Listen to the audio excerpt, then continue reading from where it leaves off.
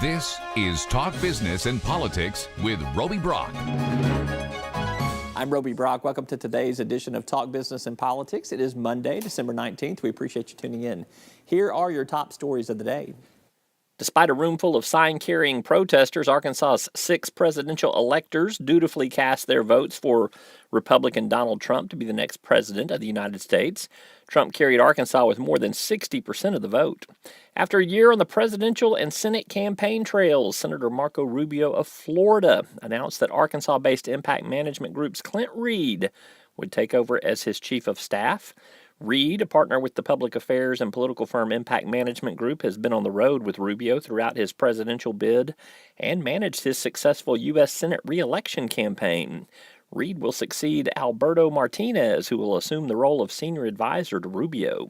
Arkansas has a new highway commissioner. Philip Taldo of Springdale was named by Governor Asa Hutchinson to the 10-year at-large post on Monday. Taldo will replace Frank D. Scott Jr., whose term is expiring. Also on Tuesday, Governor Asa Hutchinson, during the lunch hour, will roll out his 2017 legislative agenda. We'll be sure and bring that news to you in tomorrow's top stories. And those are your top stories of the day. You can keep up with all of the latest news on the business and political fronts from our website at talkbusiness.net. When we come back, John Brummett, the Electoral College does its deal, and there's something wrangling over taxes at the state capitol. We're back after this. First Security is here. Only here. So that means we're here, here, and here. Even here.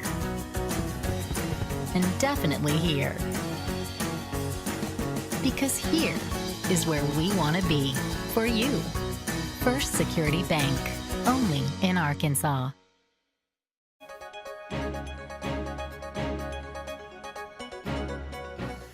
It is Monday, therefore it is John Brummett Day on Talk Business and Politics. Good to see you. Always a pleasure. Early Merry Christmas. Same and to happy you. holidays, New Season's Year, greetings. all of that. Right. It's good. You have been having some fun today on your Twitter account. It's Electoral College Day. Right. Can I read a few of them? You may. All right. You may. The Electoral College will meet today and declare that the Soviet Union won the Cold War. Right. That one got 9 retweets on it. That's a pretty good one right there. Is that all? Yeah, that's all. That might have been your best one. Yeah. The Electoral College just installed Tony Romo as the Dallas Cowboys starting quarterback. I like that one. It didn't get much action. Well, that's relatively new. And the Electoral College has just awarded Celebrity Apprentice an Emmy. Right. Too fresh for it to get a lot of retread, but it will get some. Before I just did that seconds ago. They just occurred to me. I've had a busy day. Well, I've done some Christmas shopping. I've gone to the grocery store. I've touched up a column, and I've been on a tweet spasm about the Electoral College. The point being that we're meeting today to the Electoral College will formally elect constitutionally and appropriately as President of the United States the candidate who got 3 million fewer votes. And 2.8 million fewer. I'm rounding up for these purposes, 3 million. And I have another one that said, you know, if fewer votes, if that's what matters, let's go ahead and make Jill Stein the president. Right. So that was another one I had That's not what today. matters. It's the states that you win. That's what I matters. do believe. Do you think the Electoral College needs to be revisited? I believe it has run its course, but it's not going to be revisited, so it's pointless. All it's good for is nasty, sarcastic tweets by people inclined that way, and I'm taking advantage of that opportunity. We're not going to change unless the Republicans ever get the most popular votes and lose the Electoral College. They'll change it in a heartbeat. If they still control Congress. At least in North Carolina, they will, because they don't like it when things turn out unfairly for them, they think. The Electoral College is a wonderful republic concept that treats the national election as a collection of 50 independent, remote states having elections. We're no longer that type of country. We're now one nation. There's much more interchange and movement of information between the states. And we have in the Constitution, the 14th Amendment, a one-man, one-vote principle for our congressional districts. Yet in the Electoral College, we give more credit to open spaces where the cattle graze than than the areas where people live, such as California. So I think it's run its course, but we're stuck with it, and that's just the way it is. But it was false hope to begin with that that these electors were going to change their mind. Of course they weren't. I mean, oh my goodness. There seemed to be hope out there that would happen, though. Well, there was no chance. There are people out there who don't have good sense if they thought that was going to happen. The electors in the respective states are chosen on the basis of the partisan vote of that state. That's why they are electors. You weren't going to get significant change. It never was going to happen. You might get one or two. There are a couple of cases where some Clinton delegate wanted to vote for Bernie Sanders, but was not allowed to under the rules. And Eagle got an electoral vote today out in the state of Washington, too. Right. So anyway, it's done, and I don't like it, but that's the way it is. But at least I can exercise my tweeting. Oh, I also tweeted one more. Go for it. Since Arkansas's motto is regnant populist, meaning the people rule, Arkansas will no longer be allowed to cast votes in the Electoral College until it changes that motto. So what does that? What do they have to change it to? The minority rules. The minority rules. I'm not sure how that. John Brummett coming back with a way for Democrats to take power again in the state of Arkansas. I've got my proposal that the people in California, the Democrats out there, just move, spread out to Michigan and Pennsylvania and Wisconsin. Let's take a quick commercial break, and let's come back and talk some state politics. Yes. All right. We're with John Brummett. We'll be back with more right after this. Each day, the promise of our nation begins again. Arkansas and America, moving forward. I help make that promise a reality. It's not for everyone, but people everywhere depend on us. Oh, I love you too. Trucking delivers, or everything stops. And that's what drives me. I did. Circuits turn on the lights by making a connection, by closing the loop. At Entergy, we believe our economy is circular too. What you put in comes back. So we invest billions in new infrastructure, which helps attract new industry, which helps create new jobs. We partner with local communities to electrify the economy. And together, we power life. Entergy.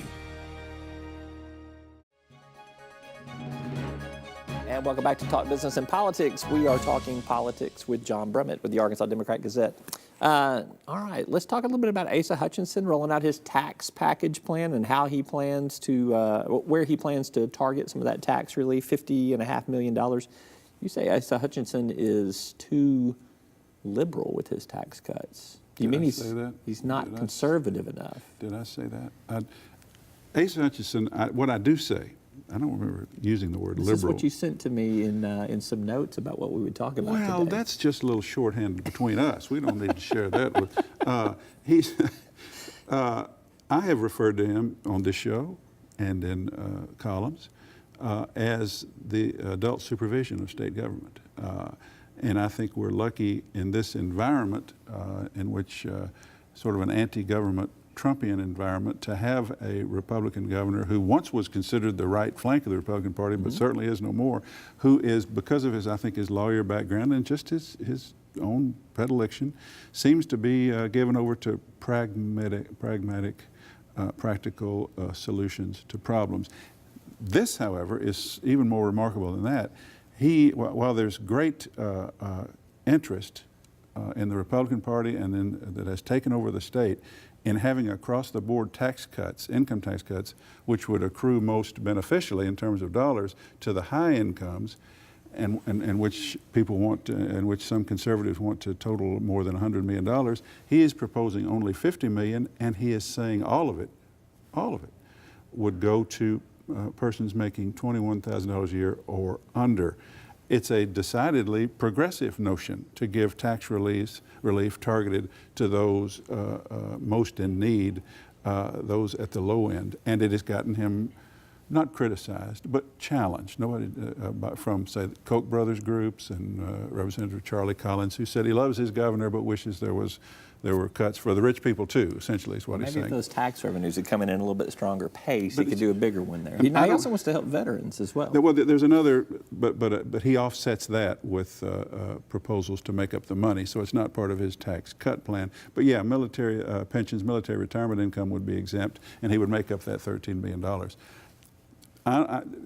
His first tax cut was for $22,000 to $75,000, middle income. This time he confronted a situation in which he felt he could only afford the $50 million, and he chose to have it apply at the low income. So I don't think he means to appear as left of center as sometimes he does, but that is what he has done is proposed a tax plan which is clearly progressive and has gotten good review from me and bad reviews from people on his right. So he's not spoken to this, but this may be the question, or the line of questioning we need to go. So that $22,000 to $75,000 in the first round of tax cuts, under $21,000 in the second round, that sets you up nicely for a second term. Yes. When you can go for bigger tax cuts at the higher end. I'm gonna praise him while the opportunity exists, because obviously he's doing it by income category, and I think the message to those on his right flank is, just bear with me. We can't do all this at once. We're going to get there. If this passes, and I'm sure he's going to need Democratic votes probably to pass this, which is most interesting, then he will have given income tax cuts to everybody under $75,000, and in the next session, after re-election. After re-election, assuming he doesn't have any primary opposition, which I can't imagine. That's when he can more easily say, let's give the rich folks the cut we've been wanting to give them because we've already taken care of everybody else. That's plainly what's happening. But for the moment, I can't criticize his policy, and I think it's cost him a little difficulty on his right, and it'll be an interesting legislative dynamic to see how or if that can pass as he proposes it. Something we will not see more than likely in this next legislative session is a referral that might be Arkansas Bar supported to have Supreme Court justices selected based on their merit versus elected. The bar could not even come to agreement on this, and you're disappointed. Well, I've given up. You've given up on the Electoral College, and you've given up on Supreme Court justices. Well, you got to know what else are you going to give up? Well, that's enough for today.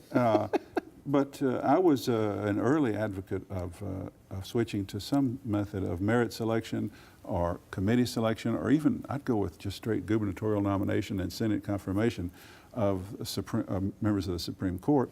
And the Bar Association voted to draft such an amendment. It got, that amendment was drafted, needing 2/3, it got 34 to 20. A healthy lead, but not 2/3. I think all the momentum, whatever momentum existed for a move for a constitutional amendment to switch from electing to appointing our Supreme Court justices, whatever might have existed, ended with Trump's election. Trump's election is all about outsiders and populist people control. There is no way people who gave Donald Trump a 27-point margin in Arkansas are going to vote to take away their right to vote for Supreme Court justices and give it to people who know what they're doing. I said that before the election. Well, okay. Well, let's reach around and pat yourself on the back, and then, or would you like me to do it? No. But it's obvious now. I think that proposal is futile. May as well let it go. All right, John Brummett, don't give up on Christmas, though. Oh, no, and I'm still watching some Hallmark Christmas movies. Okay. just to keep my spirits up. But I haven't yet seen It's a Wonderful Life this season. Have you seen it? No, I haven't. I don't know. I might buy you that DVD for Christmas. Do you have a DVD player? Or do you need a VCR, VHS tape? No. I've got what's called a Blu-ray. Is that modern? That's DVD. Right. I think that'll still work. Okay. He's John Brummett with the Arkansas Democrat-Gazette. You can read him in the newspaper and also at arkansasonline.com. Thank you. Merry Christmas. And happy holidays. All right, we're back with more right after this. Arkansas Electric Cooperative Corporation provides electric energy across 2/3 of Arkansas. This is an exciting time in our energy history, with incredible progress being made in renewable energy and storage technologies. As our energy portfolio continues to diversify, we'll maintain an all-the-above strategy to provide reliable and affordable electricity. Ever since the first light bulbs were placed in our members' homes, the electric cooperatives have been the solutions provider for our members, and we want to continue that well into the future. So much of what Arkansas state employees do goes unnoticed, yet they have a positive impact on our citizens each and every day. The Arkansas State Employees Association recognizes individuals for excellence in the workplace and leadership in their communities. Congratulations to Deanna O'Malley of Texarkana, the Outstanding State Employee of 2016. We'd like to say thank you to all state employees for all of your hard work and dedication. Time now to gather a little more on energy, as in energy news. Let's take a look at the latest from our energy microsite, brought to you by Entergy Arkansas. The U.S. Environmental Protection Agency has released its scientific report on the impacts from hydraulic fracturing activities on drinking water resources. The report, done at the request of Congress, provides scientific evidence that hydraulic fracturing activities can impact drinking water resources in the U.S. under some circumstances. The report also identifies uncertainties and data gaps. Monthly U.S. natural gas production has fallen after reaching a peak of 75 billion cubic feet per day in April of 2015. That's according to the U.S. Energy Information Administration. Pennsylvania, Ohio, and West Virginia accounted for most of the new production in the U.S. Last year, production in Arkansas fell 10%. The Arkansas Electric Cooperative Corporation on Friday added another jolt of wind-powered electricity to its growing renewable energy portfolio with the acquisition of 2 new Oklahoma wind projects that begin commercial operation before the end of 2016.